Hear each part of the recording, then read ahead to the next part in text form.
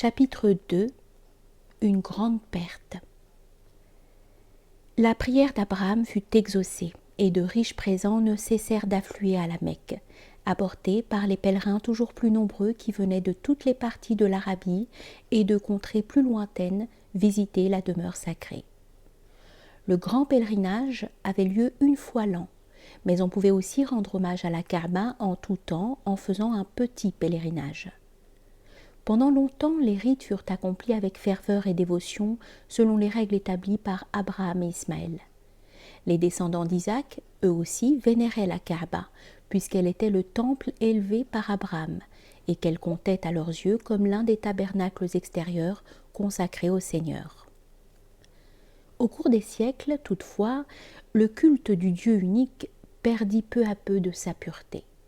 Devenus trop nombreux pour vivre tous dans la vallée de la Mecque, certains descendants d'Ismaël allèrent s'installer ailleurs, emportant avec eux des pierres prises dans l'enceinte sacrée, en l'honneur desquelles ils instituèrent des rites.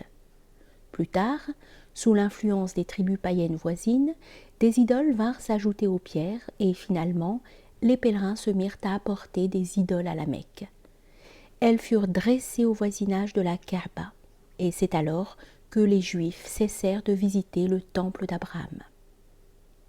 Les idolâtres prétendaient que leurs idoles étaient des puissances qui agissaient comme intermédiaires entre Dieu et les hommes.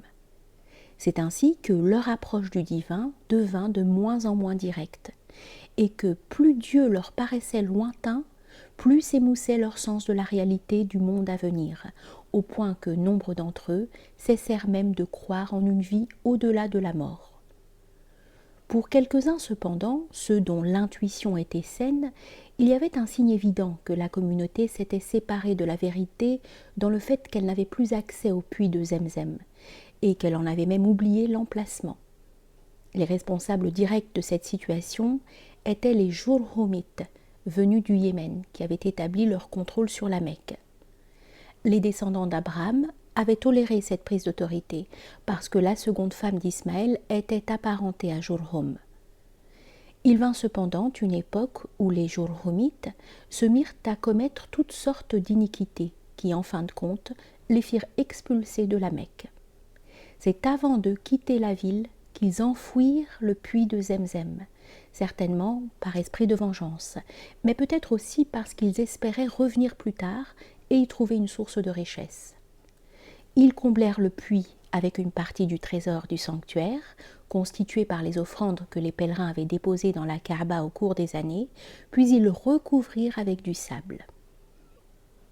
Leur rôle de seigneur de la Mecque fut repris par les Khuza'a, tribu arabe issue d'Ismaël qui avait émigré au Yémen avant de revenir vers le nord. Mais les Khuza'a ne firent aucun effort pour retrouver les eaux miraculeusement données à leurs ancêtres.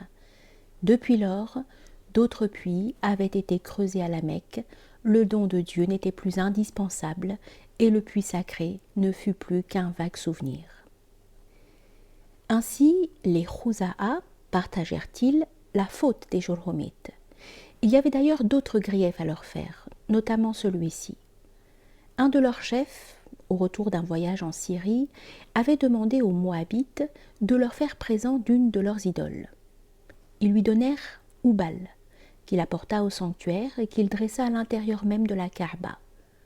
Hubal devint ainsi la principale idole de la Mecque.